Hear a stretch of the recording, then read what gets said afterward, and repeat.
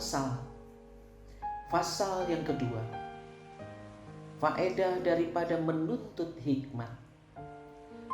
Hai anakku, jikalau engkau menerima perkataanku dan menyimpan perintahku di dalam hatimu, sehingga telingamu memperhatikan hikmat, dan engkau mencenderungkan hatimu kepada kepandaian, ya, jikalau engkau berseru kepada pengertian dan menunjukkan suaramu kepada kepandaian, jikalau engkau mencarinya seperti mencari perak dan mengejarnya seperti mengejar harta terpendam, maka engkau akan memperoleh pengertian tentang takut akan Tuhan dan mendapat pengenalan akan Allah. Karena Tuhanlah yang memberikan hikmat, dari mulutnya datang pengetahuan dan kepandaian. Ia menyediakan pertolongan bagi orang yang jujur, menjadi perisai bagi orang yang tidak bercela lakunya, sambil menjaga jalan keadilan dan memelihara jalan orang-orangnya yang setia. Maka engkau akan mengerti tentang kebenaran, keadilan, dan kejujuran, bahkan setiap jalan yang baik. Karena hikmat akan masuk ke dalam hatimu, dan pengetahuan akan menyenangkan jiwamu. Kebijaksanaan akan memelihara engkau, kepandaian akan menjaga engkau, supaya engkau terlepas dari jalan yang jahat, dari orang yang mengucapkan tipu muslihat, dari mereka yang meninggalkan jalan yang lurus dan menempuh jalan yang gelap, yang bersuka cita melakukan kejahatan, bersorak-sorak karena tipu muslihat yang jahat, yang berliku-liku jalannya, dan yang sesat perilakunya. Supaya engkau terlepas dari perempuan jalang, dari perempuan yang asing yang licin perkataannya, yang meninggalkan teman hidup masa mudanya dan melupakan perjanjian Allahnya. Sesungguhnya rumahnya hilang tenggelam ke dalam maut, jalan-jalannya menuju ke arwah-arwah. Segala orang yang datang kepadanya tidak balik kembali dan tidak mencapai jalan kehidupan. Sebab itu, tempuhlah jalan orang baik dan peliharalah jalan-jalan orang benar. Karena orang jujurlah akan mendiami tanah, dan orang yang tak bercelalah yang akan tetap tinggal di situ. Tetapi orang fasik akan dipunahkan dari tanah itu, dan pengkhianat akan dibuang dari situ.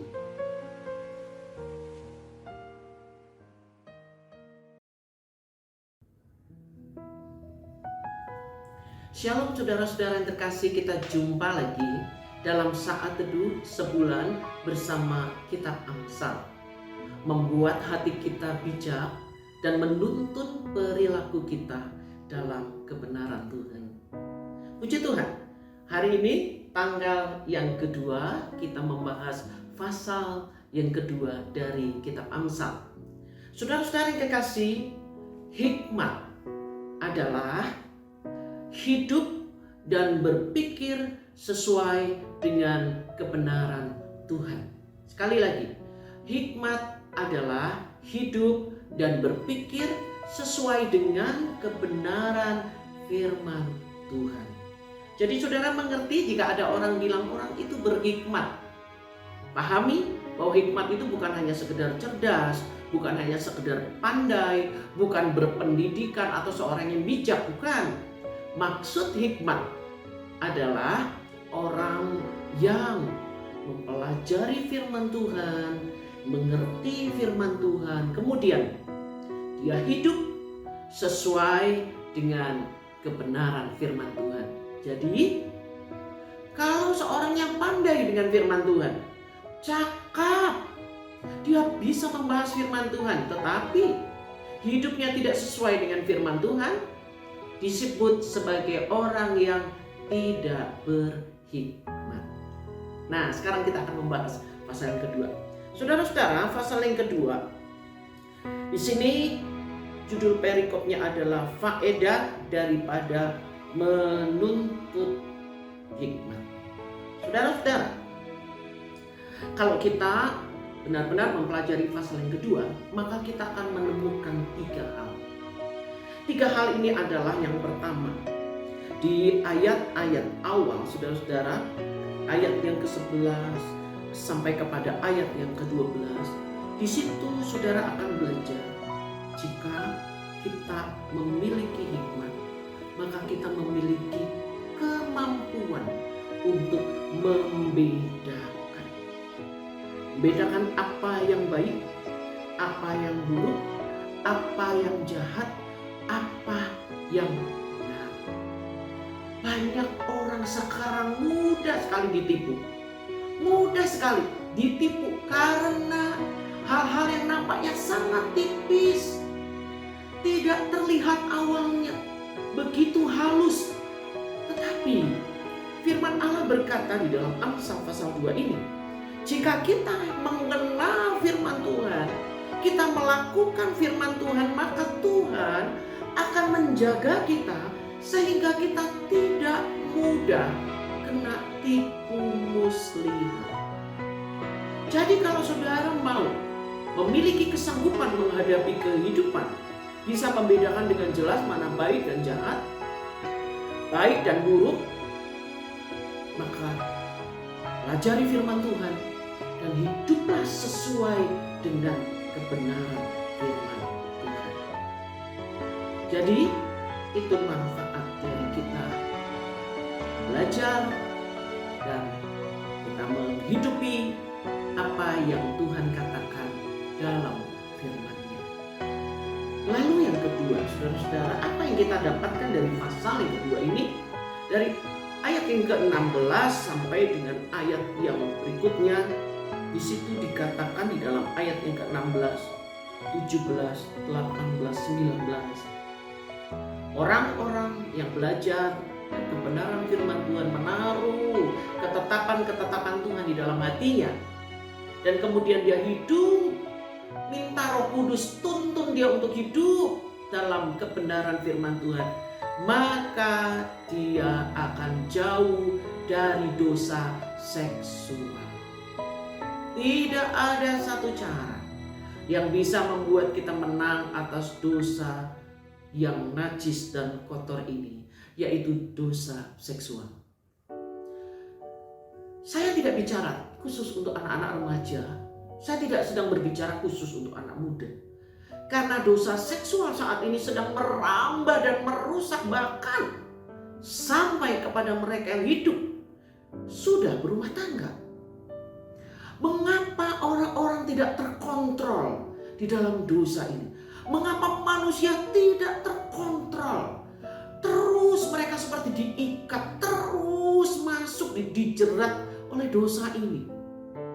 Saudara, firman Tuhan di dalam pasal 2 mengatakan orang-orang yang hidup bertekad untuk melakukan firman Tuhan adalah orang yang berhikmat, ya, itu tadi. Akan dituntun langkahnya sehingga dia tidak jatuh dalam dosa seksual. Ini berbeda, ya, dengan orang yang pelayanan. Kali lagi, orang berhikmat adalah orang yang menghidupi firman Tuhan dan menjadikannya sebagai perilakunya, pikirannya, hatinya. Itu orang berhikmat. Seorang yang melayani Tuhan belum tentu berhikmat. Jadi, oleh sebab itu tidak heran jika banyak orang melayani Tuhan pun bisa jatuh dalam dosa seksual. Kalau kita mau menang, kalau kita mau memiliki pagar yang kuat untuk masuk di dalam dosa seksual, hidupilah, kejarlah hikmat, pelajari firman Tuhan dan lakukanlah.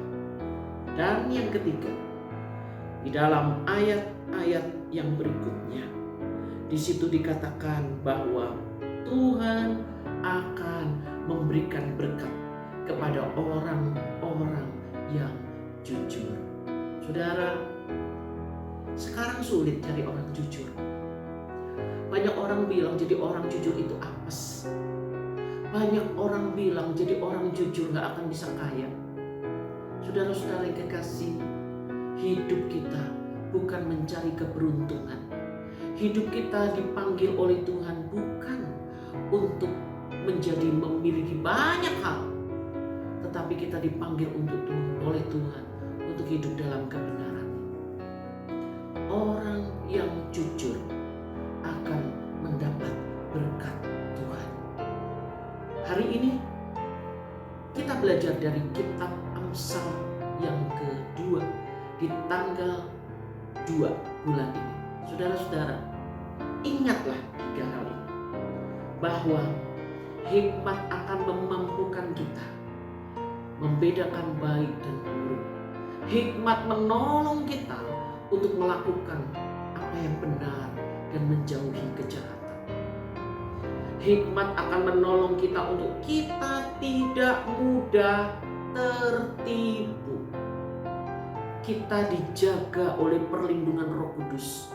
Kecerdasan yang dimiliki karena kepekaan dengan tuntunan Roh Kudus, sehingga kita dijauhkan dari tertipu. Yang kedua, orang-orang yang menghidupi hikmat akan jauh dari dosa seksual. Dan yang ketiga, kalau kita sepakat berkata, Tuhan, saya mau menjadi orang yang jujur. Hari ini, tolong saya Tuhan, saya mau menjadi orang yang jujur. Saya mau menjadi orang yang mencari hikmat Tuhan. Saya mau melakukan hikmat Tuhan. Mengerti firman dan melakukan, mengerti firman dan melakukannya. Roh Kudus tolong saya, orang-orang demikian akan memperoleh berkat orang jujur. Mari kita belajar saudara-saudara hari ini. Roh Kudus akan menolong. Tangkaplah firman Tuhan dengan hatimu yang lembut. Dan kemudian mari kita melakukan dengan kerendahan hati. Roh Kudus akan menolong kita. Tuhan memberkati. Mari kita berdoa. Bapa di dalam surga, di dalam nama Tuhan Yesus, puji syukur kami naikkan kepadamu Tuhan. Engkau memberi kami hari yang baru. Sekaligus Engkau memberikan kami kekuatan untuk menghadapi apa yang harus kami hadapi. Untuk merubah apa yang kami harus rubah. Dan Engkau akan menuntun sepanjang hari ini di dalam pertolongan-Mu. Terima kasih Tuhan untuk nasihat firman dari Amsal yang kedua ini. Terima kasih karena kami mendapatkan berkat. Engkau mengingatkan kami betapa pentingnya menjaga firman-Mu di dalam hati kami dan melakukannya. Itu seperti pagar perlindungan yang membuat kami tidak mudah dipengaruhi, yang membuat kami dapat membedakan mana yang jahat dan mana yang baik, yang membuat kami dapat membedakan mana yang buruk yang harus kami hindari dan mana yang harus kami lakukan yang sesuai dengan kehendak-Mu. Kami bersyukur Tuhan, karena itu bagaikan pagar perlindungan sehingga membuat kami tidak mudah terseret-seret oleh lingkungan di sekitar kami. Tetapi kami tetap teguh di dalam iman kami. Tolonglah kami Bapa, agar kami tetap menjaga firman-Mu di dalam hati kami. Kami bersyukur karena firman itu juga yang akan menjaga langkah kami, untuk kami tidak terperosok dalam dosa yang salah, yaitu dosa perzinahan. Tuhan tolong kami Bapa agar kami menjaga kehidupan kami, kehidupan rumah tangga kami, dijauhkan dari dosa seksual, dosa yang membuat kami jatuh dalam ketidakkudusan. Oleh sebab itu Bapa, Engkau akan menolong kami terus menjaga firman-Mu di hati kami, di pikiran kami, dan tertuang lewat perilaku kami.